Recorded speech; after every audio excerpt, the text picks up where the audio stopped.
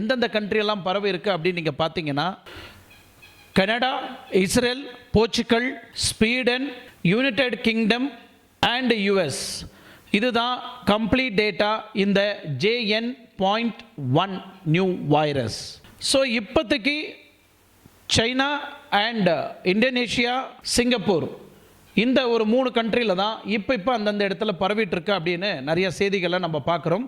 But இதில் சீனா வந்து main பிளேஸாக இருக்குது. பட் அவங்க தரப்புல இருந்து இன்னும் எந்த ஒரு செய்தியும் வெளியாகலை.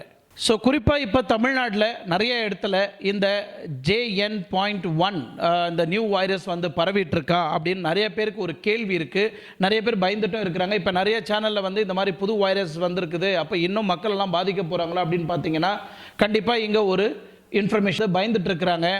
ஸோ இதனால் தமிழ்நாட்டில் இருக்கக்கூடிய மக்கள் யாராவது இந்த மாதிரி இந்த JN.1 வைரஸால் பாதிக்கப்பட்டவங்க நிறைய பேர் இருக்கிறாங்க. இதனால் நம்ம என்ன ஆக போகுது அப்படின்னு பயப்படக்கூடிய நபர்கள் யாராக இருந்தாலும் சரி, தயவுசெய்து யாரும் பயப்படாதீங்க.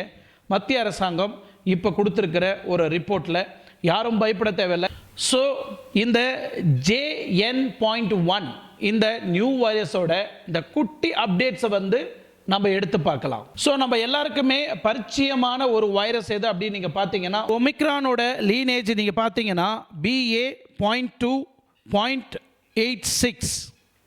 இதில் இருந்து தான் இந்த JN.1 இந்த நியூ வைரஸ் வந்து உருவாயிருக்கு. இந்த ஒமிக்ரான் கொரோனா வைரஸ்லேருந்து எப்படி இந்த வைரஸ் வெளியே வந்தது அப்படின்னு நீங்கள் பார்த்தீங்கன்னா, ஸ்பைக் புரோட்டீனில் ஒரு சின்ன சேஞ்சஸ் ஆகிருக்கு. ஸோ இந்த சின்ன சேஞ்சஸை தான் இன்றைக்கி நிறைய டெக்னாலஜி இருக்குது நம்ம இந்தியாவில். இந்த டெக்னாலஜி வச்சு தான் நிறைய பேர் கண்டுபிடிக்கிறாங்க. ஆல்ரெடி நிறைய பேர் வேக்சின் போட்டிருப்பீங்க, நிறைய பேர் பூஸ்டர் டோஸ்டெல்லாம் போட்டிருப்பீங்க இல்லைங்களா? ஸோ ஆல்ரெடி நம்ம எல்லாருமே அந்த சிம்பிளை காமிச்சிருப்போம். அந்த கோவிடை வந்து எப்படி இருக்கும், எப்படி உருவம் மாறி இருக்கும், எப்படி அந்த கோவிட் இருக்கும் அப்படின்னு நம்ம எல்லாருக்குமே தெரிவிச்சிருப்போம்.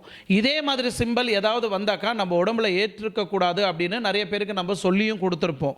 பட் இது ரெண்டையும் பிரேக் பண்ணுற வகையில் தான் இந்த JN.1 வைரஸ் வந்து ஈஸியாக நம்ம உடம்பை தாக்கிறதுக்கு வாய்ப்பு இருக்குது அப்படின்னு சயின்டிஸ்ட்டுங்க சொல்கிறாங்க. ஸோ இப்போது வெயில் காலம் போய் இப்போ மழை காலம் வந்திருக்கு. ஸோ இந்த பருவமழை மாற்றங்கள் இருக்கும்போது கண்டிப்பாக நம்ம எல்லாருக்குமே ஜுரம் வரத்துக்கு வாய்ப்பு இருக்குது, காஃப் வரத்துக்கு வாய்ப்பு இருக்குது, டயரியா போகிறதுக்கு வாய்ப்பு இருக்குது. இந்த மாதிரி சேஞ்சஸ் எல்லாம் கண்டிப்பாக மாறும்.